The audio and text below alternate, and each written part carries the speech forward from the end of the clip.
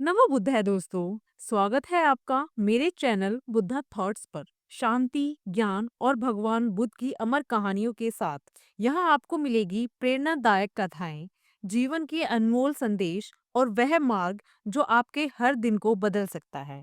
आइए बैठिए, सुनिए और बुद्ध के ज्ञान को अपने जीवन में उतारिए। जीवन की यात्रा के साथ बुद्ध के ज्ञान को हमेशा अपने साथ लेकर चलिए। तो समय बर्बाद ना करते हैं और आइए एक अद्भुत कहानी आपके सामने प्रस्तुत करते हैं। एक बार की बात है, बुद्ध के पास एक औरत आई। उसका इकलौता बेटा मर गया था। वो अपने बेटे की लाश को गोद में लिए दौड़ी दौड़ी भगवान बुद्ध के पास पहुंची। वो रोते हुए कहने लगी, हे भंते, आप महान हैं, आप कृपया करके मेरे बेटे को जीवित कर दीजिए। मैं इसके बिना नहीं रह सकती, नहीं जी सकती। इस बात को बुद्ध सुनकर उसकी तरफ करुणा से देखते हैं और कहते हैं, बहन, अगर तुम सचमुच चाहती हो कि मैं तुम्हारे बेटे को जीवित कर दूं, तो मैं तुम्हें एक उपाय बताता हूँ। तुम उस उपाय को करो तो तुम्हारा बेटा पुनः जीवित हो उठेगा।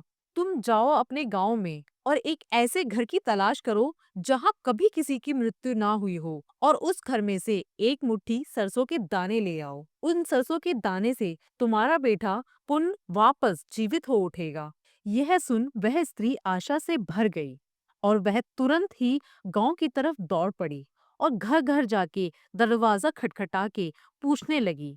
वो पहले घर में गई और दरवाजा खटखटाया और पूछा, क्या यहाँ कभी किसी की मृत्यु हुई है? सामने से उत्तर आया, हाँ, हमारे दादाजी का देहांत हो चुका है। फिर वो यह सुन निराश होकर दूसरे घर में गई। वहां उसने पूछा, क्या यहाँ कभी किसी की मृत्यु हुई है? हाँ, उत्तर आया कि हाँ, हमारी माता जी का देहांत हुआ था।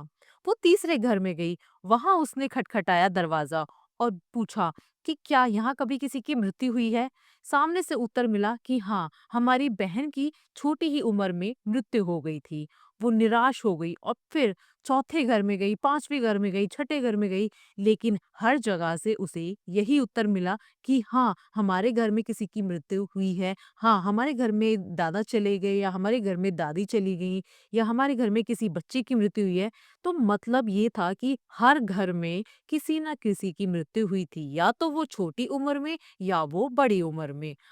हर घर में, हर गली में यही उत्तर मिला। कहीं पिता का, कहीं माँ का, कहीं भाई का, कहीं पति का, तो कहीं किसी बच्चे का।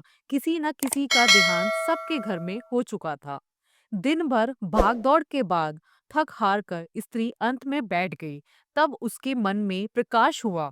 मृत्यु तो सबके घर में आती है। कोई भी इस दुख से अछूत नहीं है। मैं अकेली नहीं हूँ। उसने अपने बेटे की लाश को वहीं नदी के किनारे दफना दिया।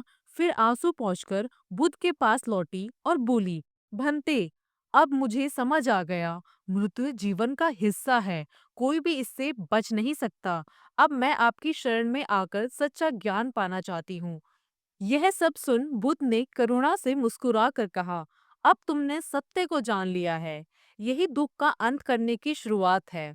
दोस्तों, अगर आपको यह कहानी अच्छी लगी हो तो चैनल को जरूर सब्सक्राइब करें और वीडियो को लाइक करना बिल्कुल ना भूलें, ताकि और ऐसी प्रेरणादायक कथा हम आपके लिए लाते रहें।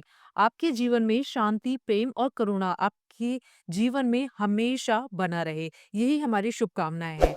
और आपका बहुत बहुत धन्यवाद दोस्तों, जो आपने भगवान बुद्ध की कहानी को इतने ही विस्तार से और अच्छे से सुना। दोस्तों, ये कहानी हमें शिक्षा देती है कि मृत्यु एक सत्य है, इससे कोई नहीं बच सकता। जीवन में सबसे बड़ी ताकत यही है कि हम अपने दुख को स्वीकार करें और समझें कि सबके साथ ऐसा ही होता है। स्वीकार करने से ही दुख हल्का होता है और जीवन में शांति आती है। यह बुद्ध की सबसे गहरी और प्रेरणादायक कथाओं में से एक है। यह हमें सिखाती है कि दुख में डूबे रहने की बजाय सत्य को स्वीकार करना ही मुक्ति का मार्ग है।